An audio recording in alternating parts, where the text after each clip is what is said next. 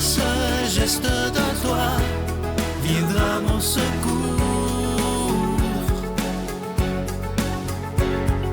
Viens semer dans mon âme le grain de l'amour.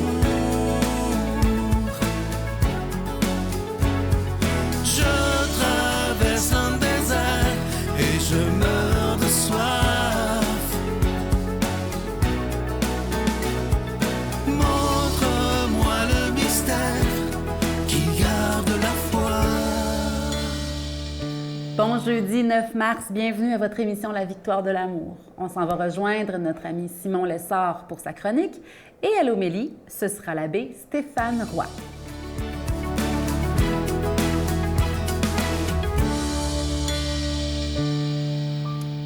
Bonjour tout le monde. Alors, enfin, dans cette série sur les 7 super pouvoirs pour réussir sa vie, les vertus cardinales et théologales, je suis rendu à la reine de toutes les vertus, la plus importante de toutes, la charité. On l'appelle la reine des vertus parce que c'est elle qui gouverne toutes les autres. C'est elle qui donne sens à toutes les autres vertus. Saint Paul le dit, c'est la plus importante. Il dit la plus grande des trois, en parlant de la foi, l'espérance et la charité. La plus grande des trois, c'est la charité. Elle est vraiment la plus grande, la plus importante. On ne peut jamais trop en parler. Et d'ailleurs, cette émission s'appelle « La victoire de l'amour ». À toutes les émissions, d'une certaine manière, ici, nous parlons de la charité. Saint Paul nous dit « J'aurais beau avoir toute la foi jusqu'à transporter les montagnes, s'il me manque l'amour, je ne suis rien. J'aurais beau distribuer toute ma fortune aux affamés, j'aurais beau me faire brûler vif.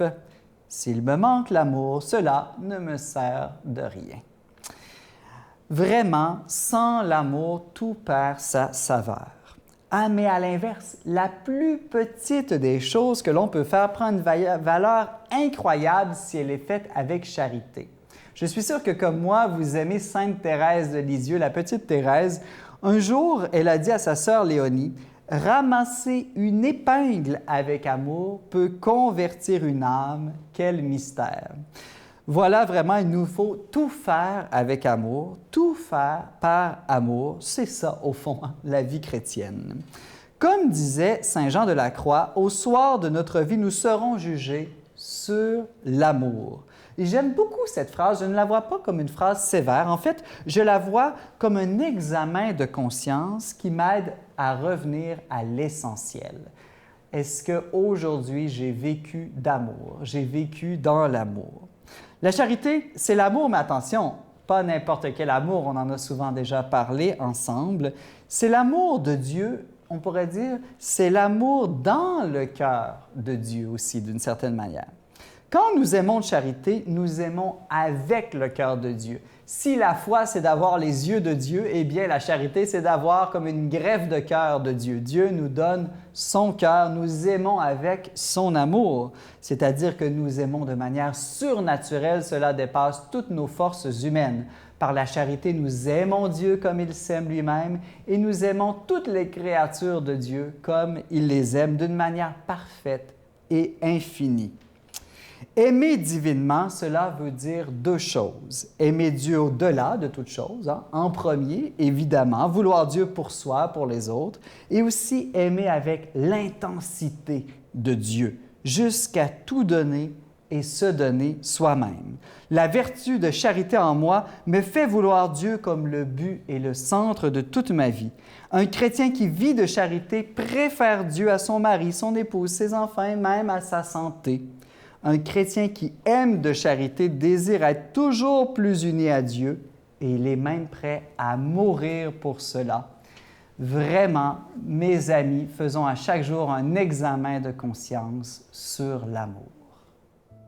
Notre Père qui es aux cieux, que ton nom soit sanctifié, que ton règne vienne, que ta volonté soit faite sur la terre comme au ciel. Donne-nous aujourd'hui notre pain de ce jour. Pardonne-nous nos offenses, comme nous pardonnons aussi à ceux qui nous ont offensés. Et ne nous laisse pas entrer en tentation, mais délivre-nous du mal, car c'est à toi qu'appartiennent le règne, la puissance et la gloire pour les siècles des siècles. Amen. Mon Père, je m'abandonne à toi. Fais de moi ce qu'il te plaira. Quoi que tu fasses de moi, je te remercie. Je suis prête à tout, j'accepte tout, pourvu que ta volonté se fasse en moi, en toutes les créatures.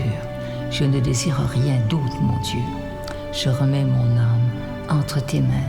Je te la donne, mon Dieu, avec tout l'amour de mon cœur, parce que je t'aime, et que ce m'est un besoin d'amour de me donner, de me remettre entre tes mains, sans mesure, avec une infinie confiance, car tu es mon Père. Comme à chaque année, vous savez qu'on est présentement dans la période du carême. Il n'y aura pas de cadeau du mois. Je pense que le plus beau des cadeaux qu'on peut vous faire après 28 ans, c'est de vous dire nous allons continuer de produire et de diffuser des émissions 7 jours par semaine sur l'ensemble du réseau TVA, sur Internet évidemment. Et ce que je trouve beau, parce que là, ça fait vraiment 28 ans que la Victoire de l'amour existe, c'est grâce à une belle et grande famille. Et dites-vous que la force de la Victoire de l'amour, c'est de rejoindre des gens d'un peu partout. Et c'est ça qui est extraordinaire. Nous rejoignons des gens qui ont la foi, des gens qui se questionnent sur la foi, des gens qui l'ont perdue mais qui désirent la retrouver. Alors merci de tout cœur de nous aider à continuer d'annoncer la parole de Dieu. Merci de votre don tout à fait gratuit en cette période du carême. Je vous donne l'adresse, la Victoire de l'amour, case postale 120, succursale Boucherville à Boucherville, J4B 5E6. Je vous la redonne, la Victoire de l'amour, case postale 120, succursale Boucherville à Boucherville, J4B 5E6. Également par téléphone, par carte de crédit du lundi au vendredi de 8h30 à 16h30 dans le 514-523-4433, 523-4433 ou sans frais le 1-888-811-9291, 1-888-811-9291 et aussi sur notre site Internet qui est un moyen très rapide, sécuritaire et efficace de faire votre don, le www.lavictoiredelamour.org. Merci de tout cœur de ce que vous ferez pour la Victoire de l'amour. Merci d'accepter de faire un don sans rien attendre en retour. Merci de votre don tout à fait spécial en ce carême 2023.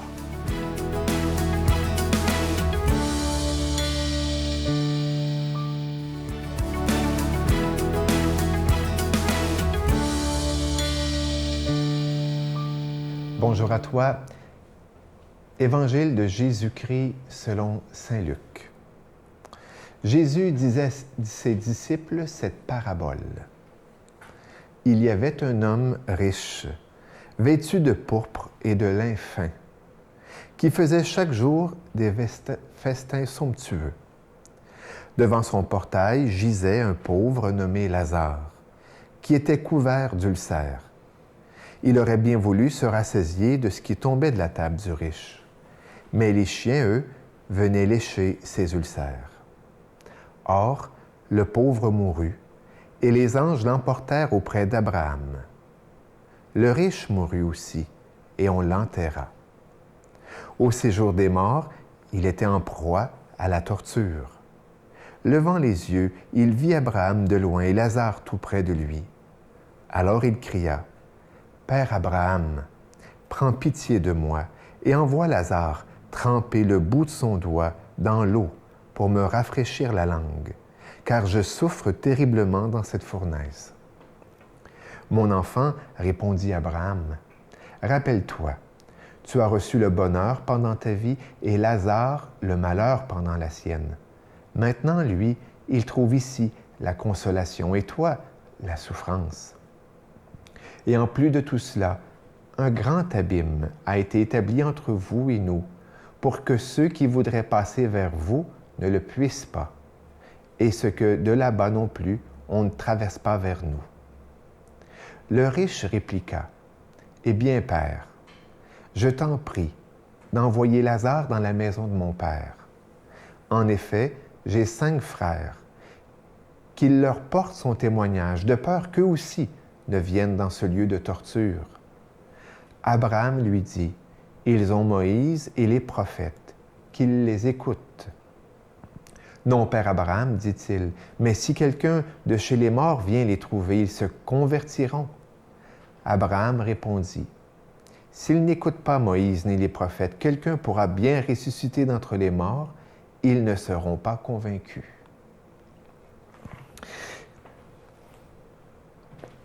Quant à moi, c'est loin d'être une parabole qui veut expliquer le ciel, l'enfer. Il y a trop de points qui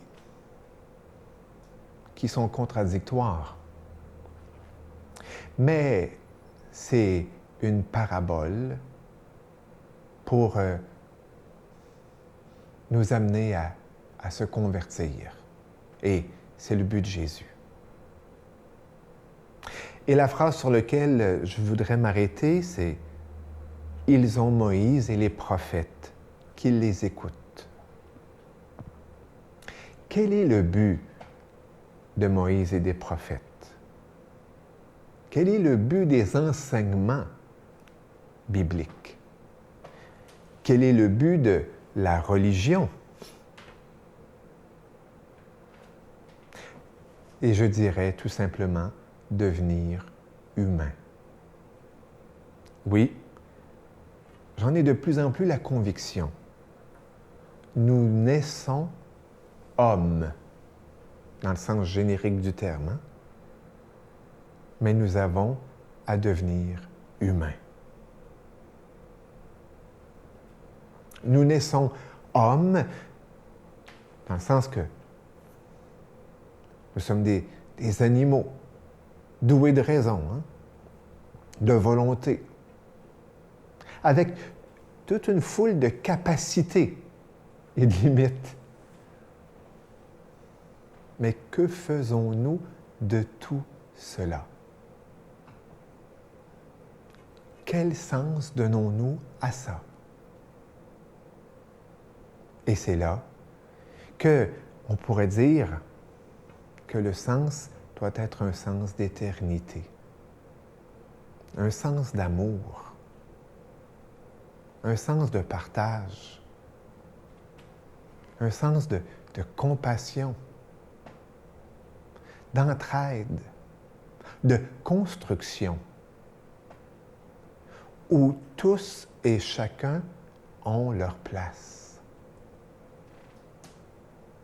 C'est ça, être un humain. C'est pas se fermer les yeux, c'est pas tout garder pour soi. Ce n'est même pas creuser des abîmes entre vous et nous. Ça ne serait pas humain. Ça ne serait même pas de refuser de tremper son doigt et d'en abreuver celui qui a soif. Non. C'est l'amour. C'est la vertu. Que le Seigneur nous bénisse et nous garde. Amen. Je vous salue Marie, pleine de grâce. Le Seigneur est avec vous. Vous êtes bénie entre toutes les femmes, et Jésus, le fruit de vos entrailles, est béni. Sainte Marie, Mère de Dieu, priez pour nous pécheurs, maintenant et à l'heure de notre mort. Amen.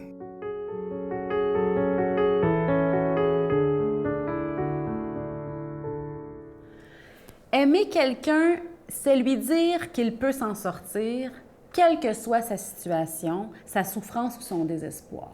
Aimer quelqu'un, c'est choisir de voir plus loin si lui n'est pas capable.